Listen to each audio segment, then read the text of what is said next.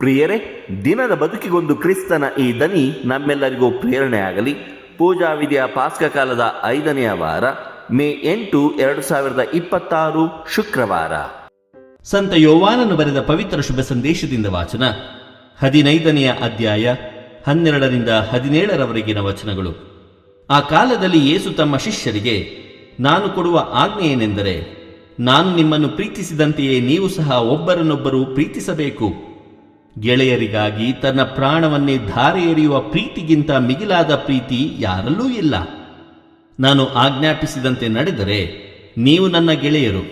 ನಾನಿನ್ನು ನಿಮ್ಮನ್ನು ದಾಸರೆಂದು ಕರೆಯುವುದಿಲ್ಲ. ಧಣಿಯ ಕೆಲಸ ಕಾರ್ಯಗಳು ದಾಸನಿಗೆ ತಿಳಿಯವು. ನಾನಾದರೋ ಪಿತನಿಂದ ಕೇಳಿಸಿಕೊಂಡದ್ದನ್ನೆಲ್ಲ ನಿಮಗೆ ತಿಳಿಸಿದ್ದೇನೆ. ಈ ಕಾರಣ ನಿಮ್ಮನ್ನು ಗೆಳೆಯರೆಂದು ಕರೆದಿದ್ದೇನೆ. ನೀವು ನನ್ನನ್ನು ಆರಿಸಿಕೊಳ್ಳಲಿಲ್ಲ, ನಾನೇ ನಿಮ್ಮನ್ನು ಆರಿಸಿಕೊಂಡಿದ್ದೇನೆ. ನೀವು ಲೋಕಕ್ಕೆ ಹೋಗಬೇಕು, ಸಫಲರಾಗಬೇಕು. ಆ ಫಲ ಶಾಶ್ವತವಾಗಿರಬೇಕೆಂದೇ ನಿಮ್ಮನ್ನು ನೇಮಿಸಿದ್ದೇನೆ. ಹೀಗಿರಲಾಗಿ ನೀವು ನನ್ನ ಹೆಸರಿನಲ್ಲಿ ಪಿತನಿಂದ ಏನು ಕೇಳಿದರೂ ನಿಮಗೆ ಅದು ಸಿಗುವುದು.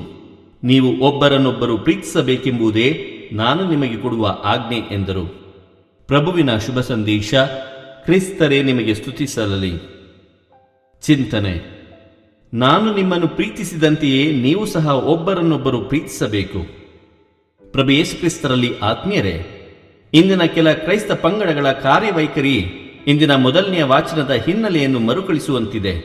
ಅದು ಬೇಡ, ಇದು ತರವಲ್ಲ, ಮತ್ತೊಂದು ಪಾಪ, ಹೀಗೆ ಜನರನ್ನು ಖಂಡಿಸುತ್ತಾ ಅವರನ್ನು ತಮ್ಮತ್ತ ಸೆಳೆದುಕೊಳ್ಳುವುದು ಇಂತಹ ಗುಂಪುಗಳ ಉದ್ದೇಶ. ನಮಗಿರುವ ಒಂದೇ ಒಂದು ಕಟ್ಟಳೆ, ನಾನು ನಿಮ್ಮನ್ನು ಪ್ರೀತಿಸಿದಂತೆಯೇ ನೀವು ಸಹ ಒಬ್ಬರನ್ನೊಬ್ಬರು ಪ್ರೀತಿಸಬೇಕು ಎಂಬುದು. ಪ್ರೀತಿಸಿರಿ ಮತ್ತು ಬೇರೆ ಎಲ್ಲವೂ ಸರಿಹೋಗುತ್ತದೆ, ಎಲ್ಲವೂ ಸರಿದಾರಿಗೆ ಬರುತ್ತದೆ.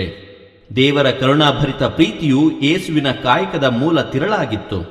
ಆದ್ದರಿಂದಲೇ ಯೇಸು ತಮ್ಮ ಶಿಷ್ಯರನ್ನು ಕರೆದು, ನಾನು ನಿಮ್ಮನ್ನು ಪ್ರೀತಿಸಿದಂತೆಯೇ ನೀವು ಸಹ ಒಬ್ಬರನ್ನೊಬ್ಬರು ಪ್ರೀತಿಸಿರಿ ಎಂದು ಕರೆ ಕೊಡುತ್ತಾರೆ. ಇದಲ್ಲದೆ ಗೆಳೆಯನಿಗೋಸ್ಕರ ತನ್ನ ಪ್ರಾಣವನ್ನೇ ಕೊಡುವ ಸ್ನೇಹಿತನ ಪ್ರೀತಿ ಅಪಾರವಾದುದ್ದು ಎಂಬುದನ್ನು ತನ್ನ ನೈಜ ಜೀವನದಲ್ಲಿ ಅವರು ತೋರಿಸಿಕೊಟ್ಟರು. ಕುಂಟರಿಗೆ, ಕುರುಡರಿಗೆ, ಜಾರಣೀಯರಿಗೆ ಮತ್ತು ಸಮಾಜದಲ್ಲಿ ದೂಷಣೆಗೆ ತುತ್ತಾದ ಅನೇಕರಿಗೆ ತಂದೆಯ ಪ್ರೀತಿಯನ್ನು ಉಣಿಸಿದರು. ಹೀಗೆ ನೈಜ ಪ್ರೀತಿಯು ಶಾಶ್ವತವಾದದ್ದು, ನಿಸ್ವಾರ್ಥದಿಂದ ಕೂಡಿದ್ದು, ನಮ್ಮನ್ನು ಎಲ್ಲ ತರಹದ ಬಂಧನದಿಂದ ವಿಮುಕ್ತಗೊಳಿಸಿ ನಿತ್ಯ ಜೀವವನ್ನು ಕೊಡುತ್ತದೆಂದು ಸಾರಿದರು.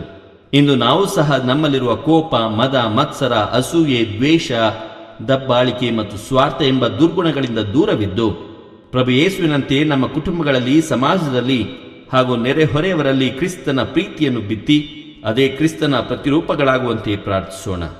ದೇವರು ನಮ್ಮೆಲ್ಲರನ್ನು ಆಶೀರ್ವದಿಸಲಿ. ಇದು ಧ್ವನಿ ಮಾಧ್ಯಮ ಮನೆಯ ಕೊಡುಗೆ. ಧ್ವನಿ ವಂದನೆಯ ಸ್ವಾಮಿ ಶಾಂತಕುಮಾರ್ ಜೆ, ಬೆಂಗಳೂರು ಮಹಾಧರ್ಮ ಕ್ಷೇತ್ರ. ಪ್ರಿಯರೇ, ಈ ಚಾನೆಲ್ ಅನ್ನು ಸಬ್ಸ್ಕ್ರೈಬ್ ಮಾಡಿ ಪ್ರತಿದಿನ ದೇವರ ವಾಕ್ಯವನ್ನು ಆಲಿಸುತ್ತಾ ಅದನ್ನು ಇತರರೊಂದಿಗೆ ಹಂಚಿಕೊಳ್ಳಲು ನಮಗೆ ನೆರವಾಗಿರಿ. ಧನ್ಯವಾದಗಳು.